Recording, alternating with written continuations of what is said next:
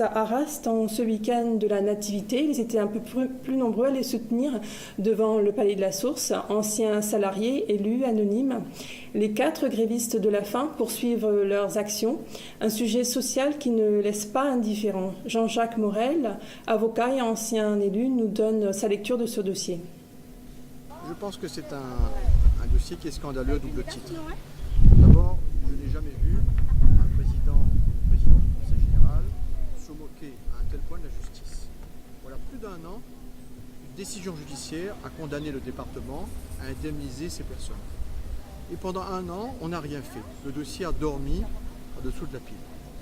Et là, plus d'un an après, on dit à l'attention de ces personnes, mais vous êtes des imbéciles, c'est de votre faute si vous n'êtes pas payés. Envoyez-nous les RIB, on fait des grands placards dans la presse. Je crois que c'est méprisant et c'est humiliant à l'égard de ces personnes qui n'ont plus rien. Maintenant, sur le plan politique, c'est encore plus grave, parce que cette présidente, elle est soutenue par une majorité politique faite de briques et de brocs, de socialistes, de crypto-socialistes, qui n'ont qu'un mot à la bouche, le mot social, social. Mais dans la réalité,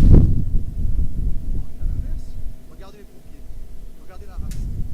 Et donc je crois que c'est extrêmement grave, parce que ces élus, non seulement ils se déconsidèrent eux-mêmes, ça en fait une, mais en plus ils sèment la misère et le désespoir dans la population. Ce faisant, ils insultent l'avenir, et cela est extrêmement grave. Quelles sont vos préconisations ? Écoutez, vous avez 2 organismes publics, le département et la GS. Les 2 sont solvables. Il suffit que le département dise « j'estime ne pas devoir, mais je fais l'avance » pour soulager la douleur de ces personnes.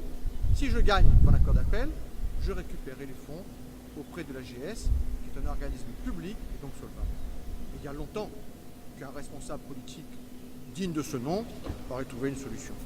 Manifestement, Madame Guindard n'est pas à la hauteur des responsabilités qui lui ont été confiées.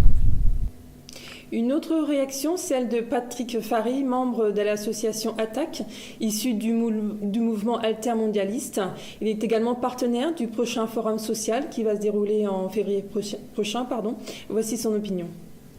Navré qu'ici, à La Réunion, après avoir demandé, entre guillemets, pendant plusieurs années, notre souveraineté au niveau de certains citoyens, c'est-à-dire beaucoup plus de pouvoir, beaucoup plus de possibilités, que nous nous retrouvions une fois de plus dans une situation où, quand il s'agit de régler nous-mêmes certains de nos problèmes qui peuvent être facilement résolus, nous ayons des problèmes toujours à pouvoir nous parler entre nous.